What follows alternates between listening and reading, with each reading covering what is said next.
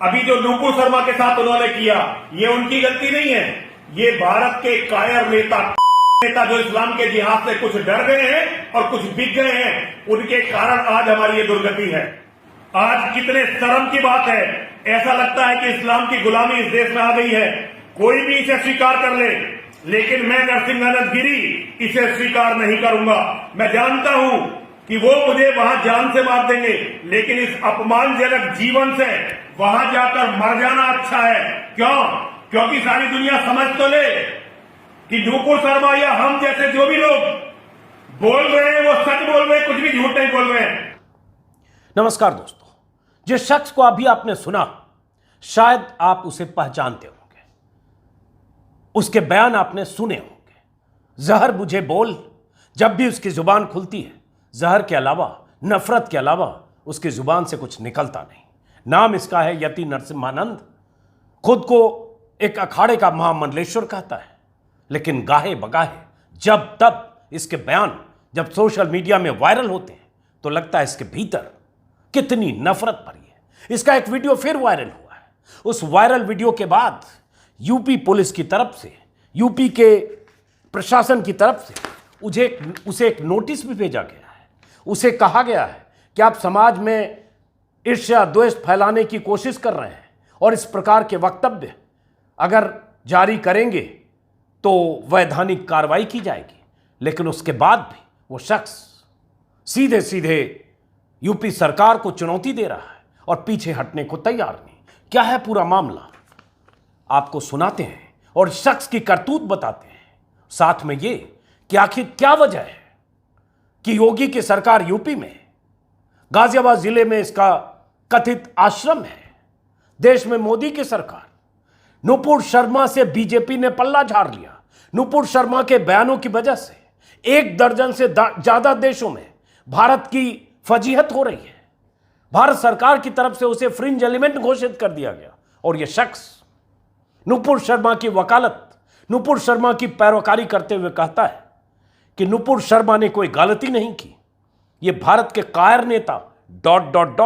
जिस शब्द का इस्तेमाल नेता के लिए किया है मैं रिपीट नहीं करूंगा, वीडियो में भी बीप लगाया है, जो इस्लाम के जिहाद से डर गए हैं, बिक गए हैं, उनके कारण आज हमारी दुर्गति है। जाहिर है सीधे सीधे सत्ता के शीर्ष पर बैठे लोगों के लिए कह रहा है, जिन्होंने नूपुर शर्मा से पल्ला झाड़ा है या नूपुर शर्मा को इस हाल पर छोड़ दिया है।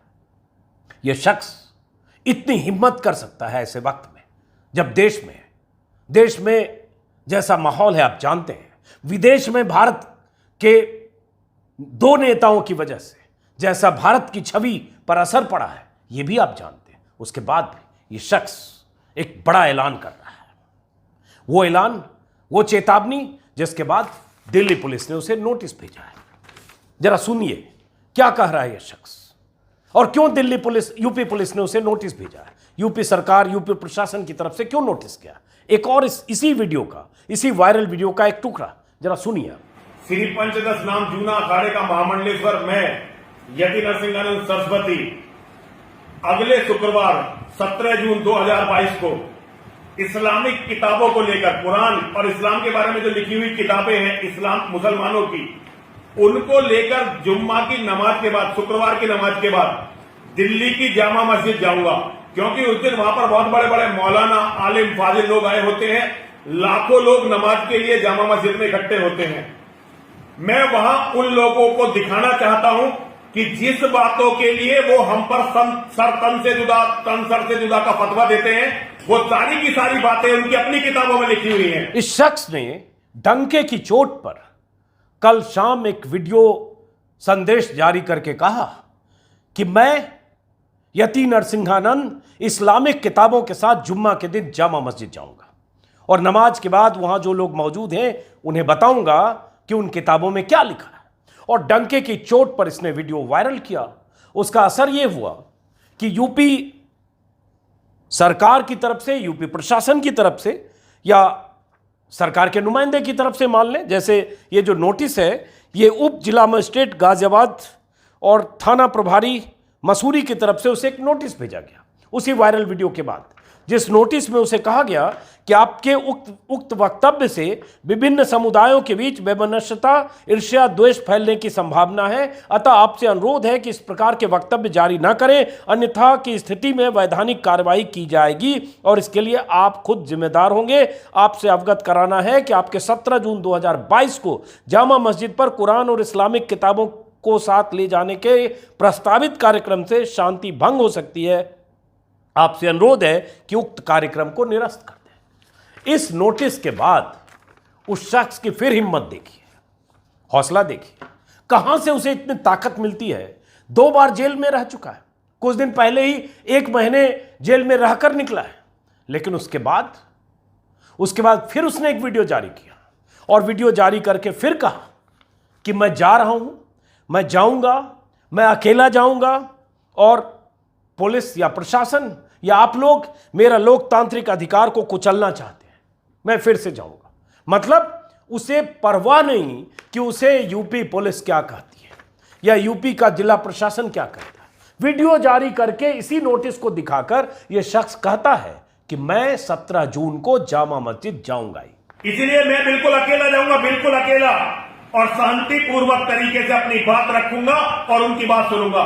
जो होगा देखा जाएगा। इसका कुछ यह अंदाज है कि रोक सको तो रोक लो। अब सवाल उठता है कि ये इतना बेलगाम क्यों है?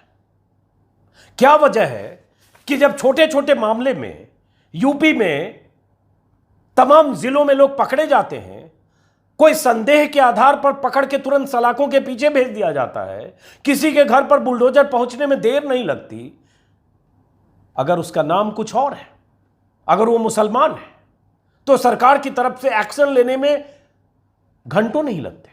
लेकिन ये शख्स ऐसे माहौल में, जब दुनिया भर में इस पर सवाल उठ रहे हैं, नुपुर शर्मा के बयान पर सरकार डिफेंसिव है, सरकार ने पल्ला झाड़ लिया कि वो फ्रिंज एलिमेंट है।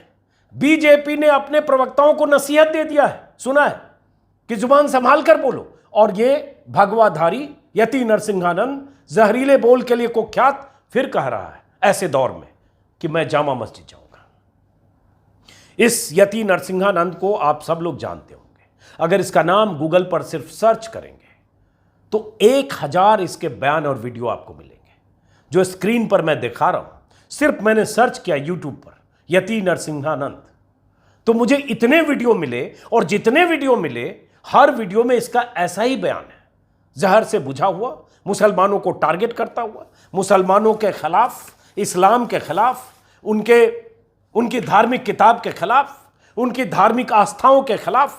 देखते जाइए, हर वीडियो में, हर बयान में यह आज तक यही करता रहा है। इसके धर्मगुरु होने पर, भगवाधारी होने पर, महामंडलेश्वर होने पर 1000 सवाल उठ सकते हैं अगर इसके बयानों को देखें तो। यह हिंदू धर्म के नाम पर ऐसे लोग कलंक हैं, लेकिन फिर भी कुछ बिगड़ता नहीं। सलाखों के पीछे 2 बार गया, जमानत भी मिल जाती है, अदालतों से फटकार भी लगती है, फिर भी ये डंके की चोट पर ऐसे वक्त में कह रहा मैं जामा मस्जिद जाऊंगा। स्क्रीन पर जितने आप देख रहे हैं थंबनेल, ये मैंने ऐसे ही सर्च किया यूट्यूब पर तो दिखा सैकड़ों वीडियो। और खास बात ये कि ये शख्स जेल से जब कुछ दिन पहले छूट कर आया, और उसके बाद इसके एक दूसरे सखा जो मुस्लिम धर्म छोड़कर हिंदू धर्म जिन्होंने स्वीकार किया, वसीम रिजवी, जो जितेंद्र त्यागी हो गए, दोनों में कुछ विवाद हुआ। कहा गया जितेंद्र त्यागी का मुकदमा लड़ने के लिए लाखों रुपए जुटाए गए, इसलिए दोनों में विवाद हुआ। और उस विवाद के बाद इस शख्स ने एक बयान दिया था अभी 22 मई को, यानी 16 दिन पहले। और उस बयान में शख्स ने जो कहा, उसके सुनने के बाद किसी को भी लगा कि शायद ये सुधर गया है, शायद इसे कुछ ज्ञान की प्राप्ति हुई है। बहुत सारे लोगों ने कहा चलो देर आए दुरुस्त आए, शायद ये सुधर जाए। लेकिन कहते हैं ना, वो पूछ सीधी नहीं होती।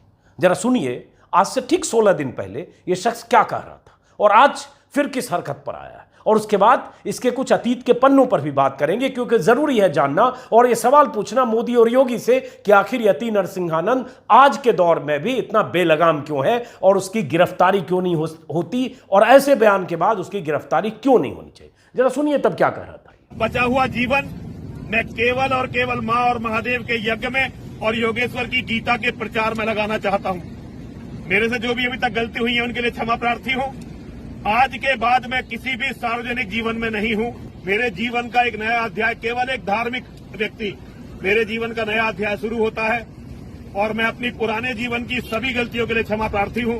जो शख्स अभी 16 दिन पहले कह रहा था कि मैं बचा हुआ जीवन मां और महादेव की सेवा में लगाना चाहता हूं और मैं अपनी पुरानी गलतियों के लिए माफी मांगता हूं और आज के बाद किसी सार्वजनिक जीवन में नहीं रहूंगा, मेरे जीवन का नया अध्याय शुरू हो रहा है, वो शख्स 16 दिन के बाद फिर से ऐसी भाषा का इस्तेमाल करते हुए खुलेआम डंके की चोट पर जामा मस्जिद जाने की बात कर रहा है। मतलब सीधे सीधे टकराव को निमंत्रित कर रहा है। क्या मतलब है इसका? इसलिए मैंने कहा पूछ सीधी नहीं होती अगर वो किसी खास चौपाए जानवर की पूछ है। लेकिन सवाल यह है इसके खिलाफ कार्रवाई क्यों नहीं? क्यों ऐसा लगता है कि ये सब करके और ये सब कह के ये बच सकता है? इसका अतीत अगर देखेंगे गूगल पर सर्च, जैसा मैंने कहा, तो सैकड़ों बयान, हिंदू सम्मेलन, धर्म संसद, अलग अलग जगहों पर, उज्जैन से लेकर प्रयागराज तक, हरिद्वार से लेकर बुरारी मैदान तक, जैसे हिंदू पंचायत में भी कुछ दिन पहले की बात, अप्रैल महीने में जब इसने हिंदू पंचायत में बुरारी में कहा था, वो पंचायत भी बिना पुलिस की अनुमति के हुई थी, जिसमें कहा था हिंदुओं को हथियार उठा लेना चाहिए, हथियार उठाने का आह्वान किया था। एक बार मुस्लिम प्रधानमंत्री बना तो अगले 20 साल में 50% हिंदुओं का धर्मांतरण हो जाएगा, 40% की हत्या की जाएगी और बचे 10% या तो शिविरों में होंगे या दूसरे देश में। ऐसे कितने बयान में, उसके बयानों की लंबी लिस्ट है। मुस्लिम महिलाओं के लिए आपत्तिजनक बयान जिसे मैं पढ़ भी नहीं सकता हूं। महात्मा गांधी के लिए ऐसे बयान, जब कालीचरण एक महाराज जिन्होंने महात्मा गांधी का अपमान किया था, जिनकी गिरफ्तारी हुई थी, उस गिरफ्तारी का भी विरोध करके इस शख्स ने महात्मा गांधी को ही गंदगी बता दिया था और कहा था कि महात्मा गांधी नाम की गंदगी के कारण कालीचरण की गिरफ्तारी हुई, मां काली महादेव उनका विनाश करेंगे, संत समाज कालीचरण के साथ। ऐसे और कई बयान, और ये बयान दर बयान, और उसके बाद इसे लगता है कि इसका कुछ बिगड़ नहीं सकता। पहले भी इसके खिलाफ कई संगीन धाराएं लगी, मुझे अगर ठीक से याद है गुंडा एक्ट या ऐसी कोई संगीन धारा भी लगी और पुलिस शायद इसे गिरफ्तार करने पहुंची या पहुंचने वाली थी, लेकिन कहा गया ऊपर से कोई संदेश आया और पुलिस ने इसे गिरफ्तार करने से परहेज किया। लेकिन इस वक्त जब नुपुर शर्मा, जिसे प्रधानमंत्री फॉलो करते थे, जो अमित शाह को सीधे जानती थी, कनेक्टेड थी, जो बीजेपी के लिए ही कई चैनलों पर लगातार महीनों से डिबेट कर रही थी, सालों से, उस नुपुर शर्मा से बीजेपी को पल्ला झाड़ना पड़ा, उसे फ्रिंज एलिमेंट घोषित करना पड़ा, क्योंकि अरब देशों में इतना बवाल है। अब इस शख्स का भी कई वीडियो अरेबिक, जो बहुत सारे ट्विटर हैंडल हैं, उस पर वायरल किया जा रहा है। इसके वीडियो का अरेबिक अनुवाद के साथ अरब देशों में जो लोग वहां हैं वो वीडियो इसका वायरल कर रहे हैं। लेकिन ये शख्स बेफिक्र और बिंदास है, क्योंकि इसे लगता है इसका कुछ बिगड़ेगा नहीं। तो सवाल यह है कि जो शख्स नोटिस के बाद भी जामा मस्जिद की जाने की बात कह रहा हो, क्या उसकी गिरफ्तारी नहीं होनी चाहिए? जो लगातार मुसलमानों के कत्लेआम नरसंहार की बात करता हो, जो धर्म संसद में ये कह चुका हो कि मुसलमानों को मारने के लिए अब तलवार की आवश्यकता नहीं होगी, क्योंकि अब तलवार से वो आपसे मरेंगे भी नहीं, तलवार से मारने वाले हैं वो आपको टेक्निक में उनसे बहुत आगे जाना पड़ेगा। ऐसे जो बयान देता हो, दर्जनों बयान है, क्या क्या पढ़ूं, क्या क्या जिक्र करूं, क्योंकि हर बयान में तो सिर्फ नफरत है। उसके बाद क्या योगी आदित्यनाथ और क्या प्रधानमंत्री मोदी इस शख्स को यूं बेलगाम रहने देंगे, या पुलिस ने उसे नोटिस भेजकर जिस औपचारिकता का निर्वाह किया है उसके बाद कोई उसके खिलाफ कार्रवाई होगी, कोई गिरफ्तारी होगी? क्योंकि समाज में, देश में, प्रदेश में माहौल तो ऐसे लोग खराब कर रहे हैं। नफरत, ध्रुवीकरण, समाज में बेमनस और हिंसा जैसी स्थितियां ऐसे लोग पैदा कर रहे हैं, और जो लोग ऐसी स्थिति पैदा कर रहे हैं उन्हें सलाखों के पीछे होना चाहिए। महामंडलेश्वर होने की वजह से उन्हें बचना नहीं चाहिए, लेकिन उनके पीछे भी हजारों लोग हैं। वो दावा करता है कि लाखों लोग हैं, क्योंकि सनातन धर्म का नुमाइंदा है और इसी वजह से लाखों करोड़ों चंदे भी लेता है। लेकिन ये कारोबार है और इस कारोबार का यह भगवा चेहरा, नफरत के कारोबार का यह भगवा चेहरा सलाखों के पीछे जाना चाहिए अगर कायदे कानून से इसके खिलाफ कार्रवाई हुई तो। लेकिन होगी क्या, सवाल यही है, और यह सवाल योगी आदित्यनाथ से। फिलहाल इस वीडियो को खत्म करते हैं, फिर मुलाकात होगी